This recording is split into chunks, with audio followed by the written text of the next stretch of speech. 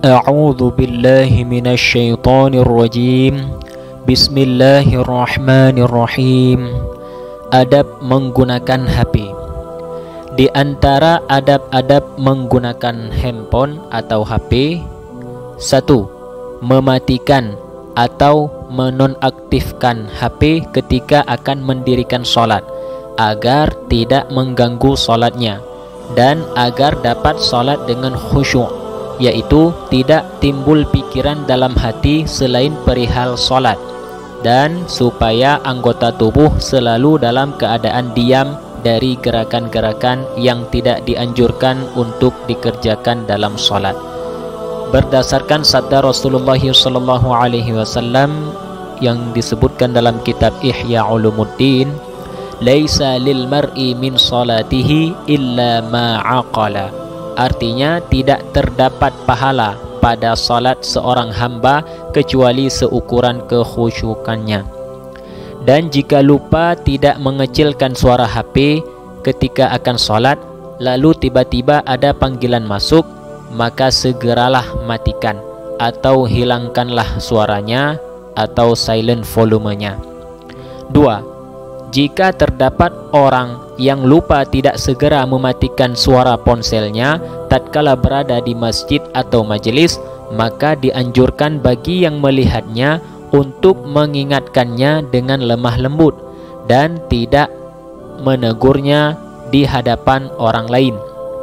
Terlebih lagi jika pemegang HP tersebut termasuk seseorang yang mudah tersinggung atau mudah marah. Rasulullah SAW telah mencontohkan kepada kita mengenai sikap dan tindakan dalam menasihati kesalahan orang lain. Di antaranya yaitu berdasarkan hadis tatkala datang seseorang yang masuk Masjid Nabawi, kemudian dia kencing di dalam masjid, maka para sahabat saat itu akan melarangnya secara langsung dan menyalahkannya atas perbuatan tersebut. Akan tetapi Rasulullah SAW berkata kepada mereka, da'uhu wa la tuzrimuhu, falamma faragha da'a bidalwin min ma'in fasabbahu alaihi. Rawahu Muslim. Artinya, biarkanlah dia menyelesaikan kencingnya dan janganlah kalian memutusnya.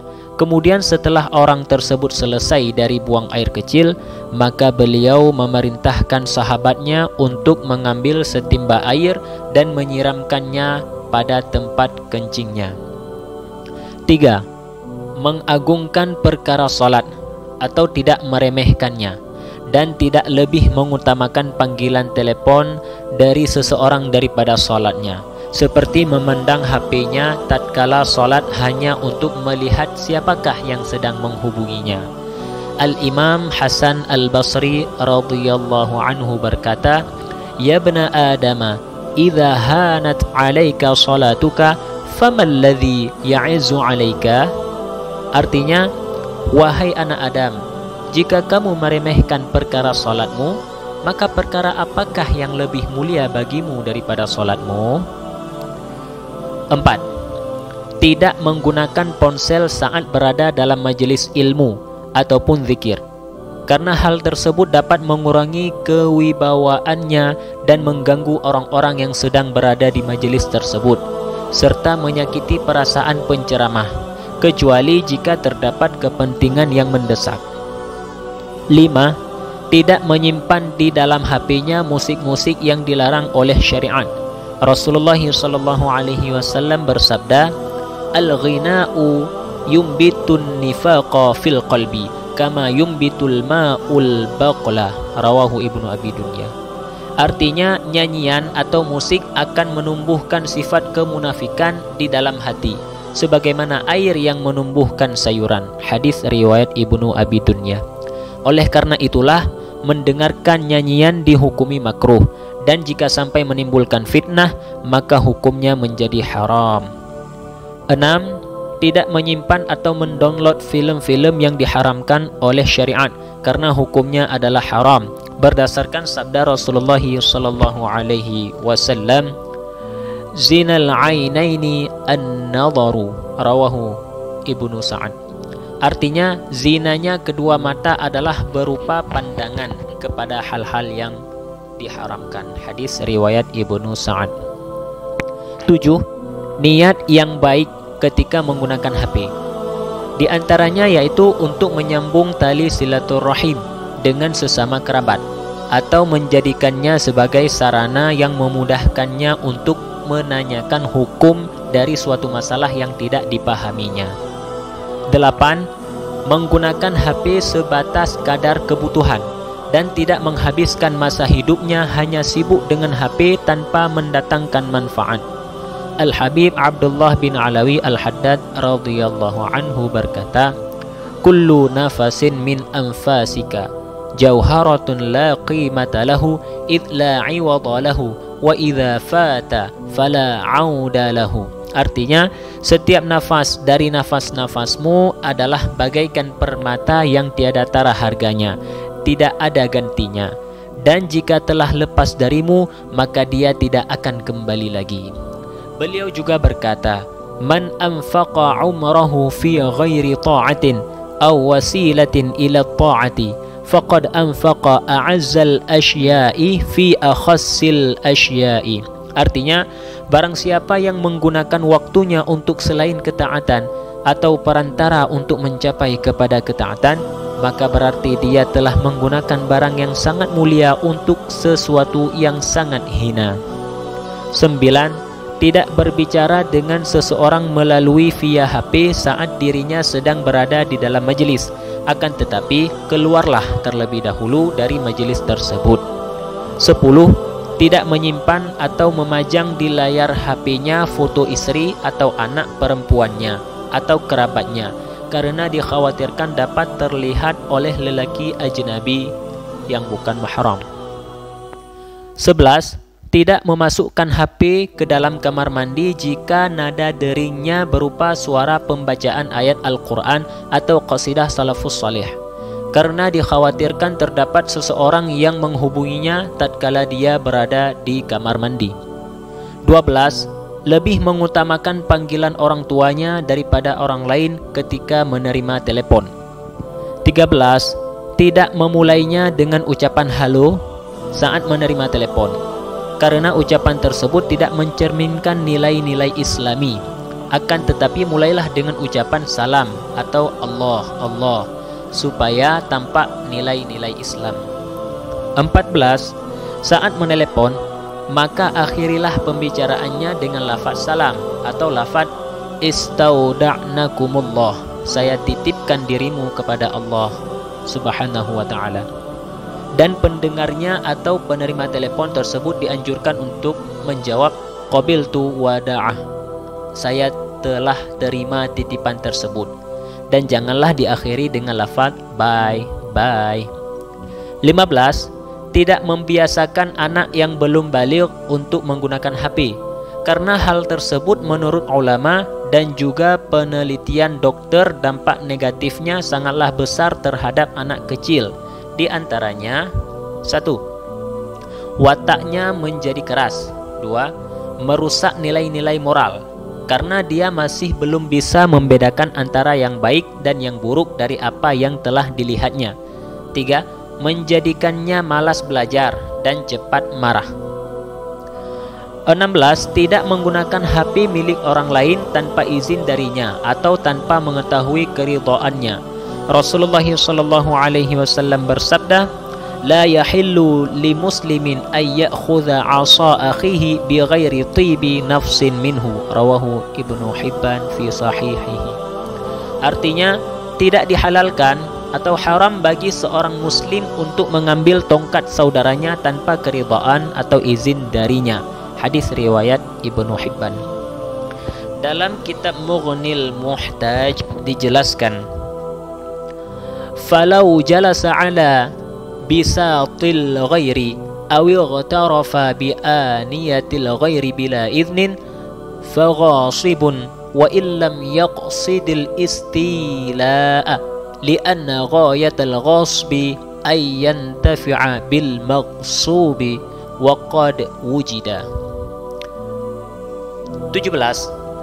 Menjadikan HP sebagai pembantu dirinya dalam melakukan amal ketaatan dan menyelesaikan seluruh kebutuhannya, dan janganlah sebaliknya, yaitu menjadikan dirinya sebagai pembantunya HP, karena HP termasuk salah satu dari harta dunia, sedangkan Allah Subhanahu wa taala telah berkata kepada dunia, man khadamana fakhdimihi wa man khadamaki fastakhdimihi. Artinya, barang siapa yang mengabdi atau taat kepadaku, maka jadilah kamu wahai dunia sebagai pembantunya, dan barang siapa yang mengabdi kepadamu, maka jadikanlah dia sebagai pembantumu. Miftahus Sarair. 18. Tidak menjadikan adanya bonus pulsa sebagai perantara untuk banyak berbicara atas hal-hal yang tidak bermanfaat, karena seluruh pembicaraan seseorang akan dicatat oleh malaikat dan akan dihisab oleh Allah Subhanahu wa taala pada hari kiamat.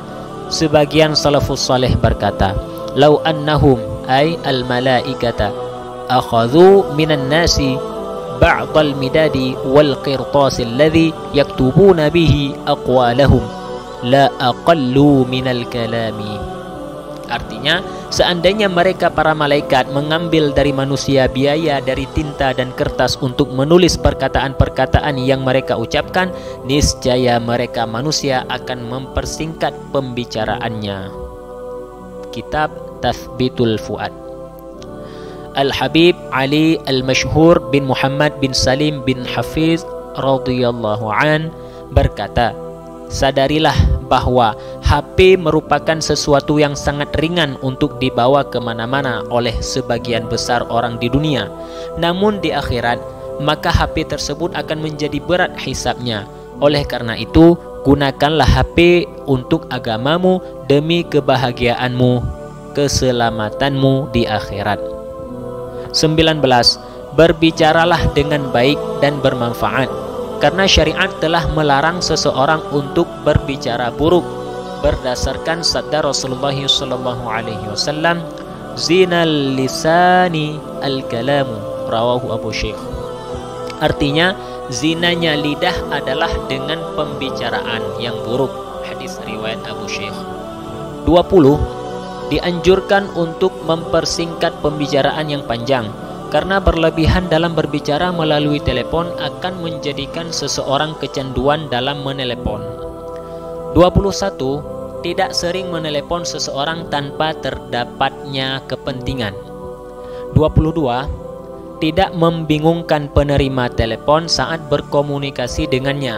Misalnya, dengan menelepon seseorang yang tidak dikenalnya tanpa adanya tujuan tertentu.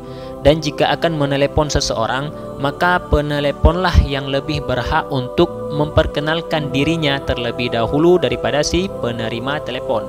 Dan janganlah hanya mengatakan ini saya tanpa menyebutkan namanya.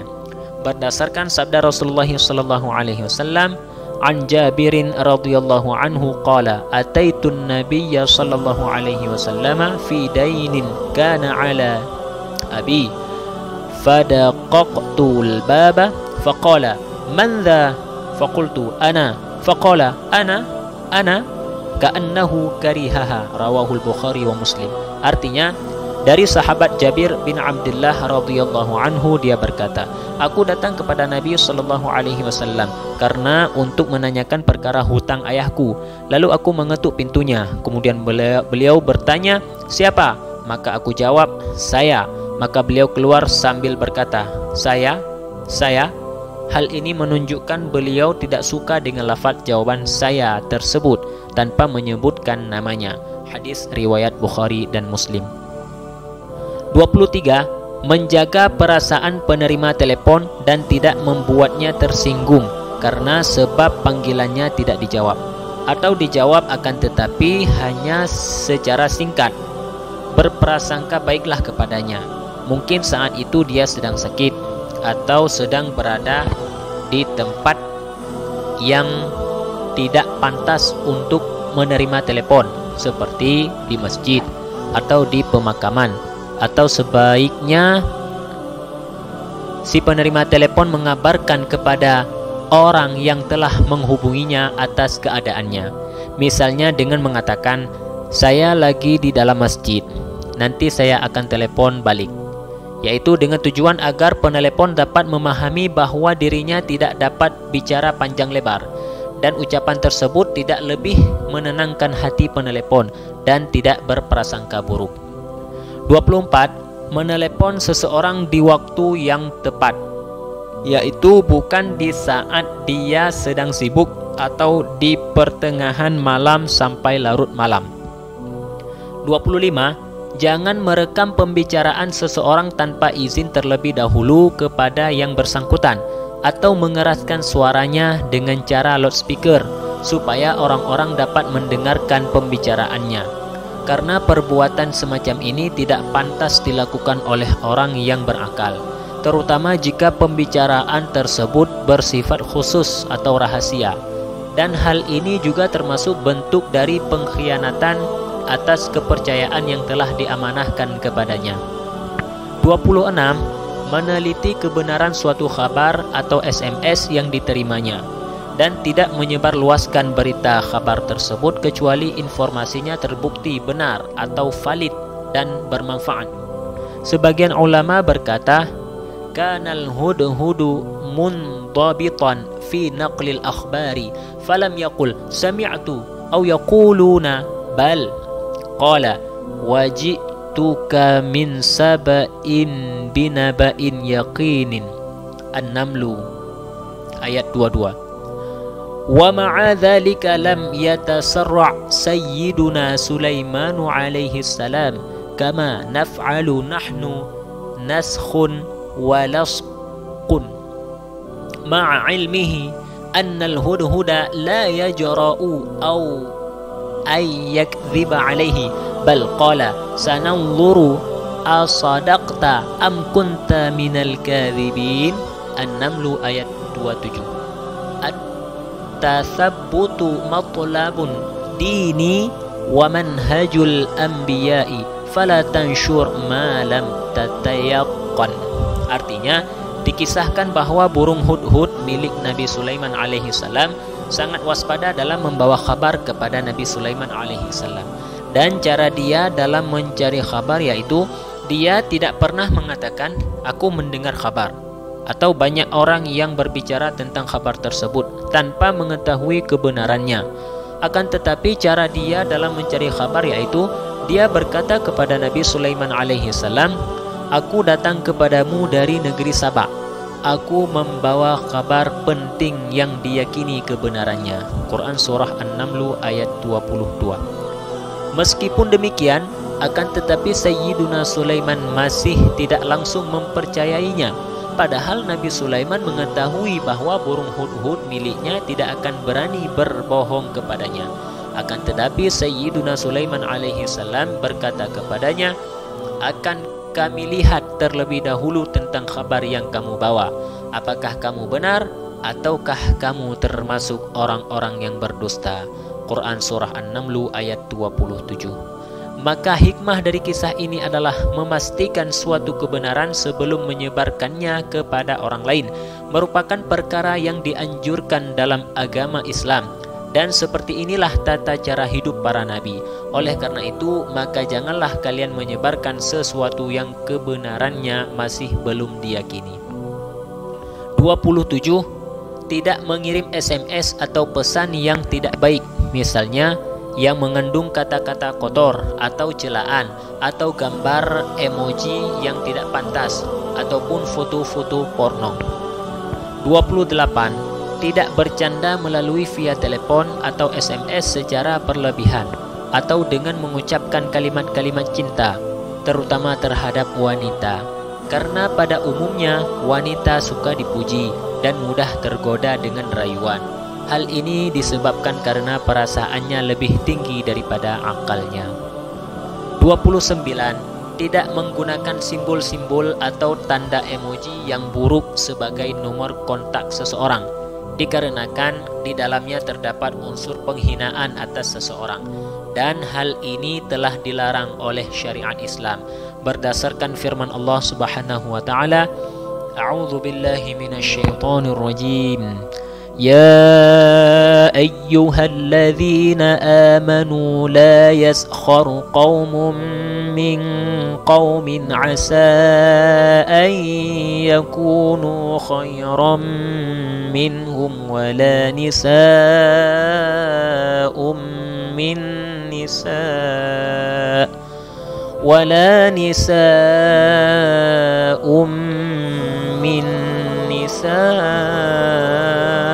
عسى أن يكن خيرا منهن. Shadaqallahul Azim. Surah Al-Hujurat ayat 11. Artinya, wahai orang-orang yang beriman, janganlah sekumpulan orang laki-laki merendahkan kumpulan yang lain, karena bisa jadi yang direndahkan itu lebih baik dari mereka yang merendahkan. Dan janganlah pula sekumpulan perempuan merendahkan kumpulan perempuan lainnya, karena bisa jadi yang direndahkan itu lebih baik dari mereka yang merendahkan. Quran Surah Al-Hujurat ayat 11. 30. Tidak menjadikan adanya media sosial atau medsos seperti Instagram, WhatsApp, dan berbagai aplikasi lainnya sebagai keretakan dalam keharmonisan rumah tangga, sehingga waktu bersama keluarga menjadi sangat sempit, bahkan tidak ada waktu untuk berbincang bersama keluarga, padahal keluargalah yang lebih berhak dari itu semua, dan hal ini dapat menyebabkan terjadinya perceraian dalam rumah tangga. 31. Bagi seorang pelajar atau penuntut ilmu, maka berkomunikasilah dengan cara yang sopan, yang menunjukkan bahwa dia adalah seorang pelajar yang terdidik dan berpikiran dewasa. 32. Menonaktifkan atau mematikan HP di saat akan tidur, karena radiasi sinyalnya sangat berbahaya terhadap otak, sebagaimana hal ini telah terbukti secara medis atau penelitian dokter. 33. Tidak mengadakan akad jual beli secara online tanpa mengetahui dasar hukumnya terlebih dahulu, karena seseorang yang mengadakan akad jual beli atau akad-akad lainnya tanpa didasari dengan ilmu syariat, maka dirinya akan terjerumus pada hal-hal yang diharamkan. Oleh karena itu, jika seseorang akan mengadakan akad jual beli secara online, maka dianjurkan baginya untuk bertaklid terlebih dahulu kepada ulama yang memperbolehkannya, karena hukum bertaklid mengikuti pendapat ulama tanpa mengetahui sumber atau alasannya adalah wajib. 34. Tidak mendengarkan telepon atau pembicaraan seseorang terhadap orang lain, karena hal tersebut dinilai buruk oleh syariat dan tidak mendatangkan manfaat apapun. Oleh karenanya harus dijauhi, kecuali jika terdapat tujuan yang baik, misalnya karena ingin memantau pembicaraan anaknya dengan orang lain agar tidak terjadi kesalahan dalam berkomunikasi. 35. Berhati-hatilah tatkala menonton video YouTube melalui HP. Janganlah menyalahgunakannya dan janganlah menonton kajian-kajian Islami yang pada hakikatnya justru menjerumuskan akidahnya yang disebabkan karena kesalahannya dalam memilih ulama. 36. Tidak menuntut ilmu hanya melalui YouTube atau Google tanpa mengetahui kebenarannya ataupun narasumbernya, dan juga tanpa adanya sanad yang bersambung dengan para guru sampai kepada Nabi Muhammad SAW. 37. Manfaatkanlah HP sebaik mungkin. Jadikanlah HP sebagai sarana dalam berdakwah, dan janganlah hanya dijadikan sebagai sarana dalam berbisnis, sehingga menyebabkan dirinya lalai dan lupa dalam mengingat Allah Subhanahu wa ta'ala. 38. Mensyukuri adanya alat canggih berupa handphone dan lain sebagainya karena manfaatnya besar, di antaranya yaitu memudahkan seseorang dalam berkomunikasi dari jarak jauh dan berbagai manfaat lainnya. Wallahu a'lam bishawab wa ilaihil marji'i wal ma'ab.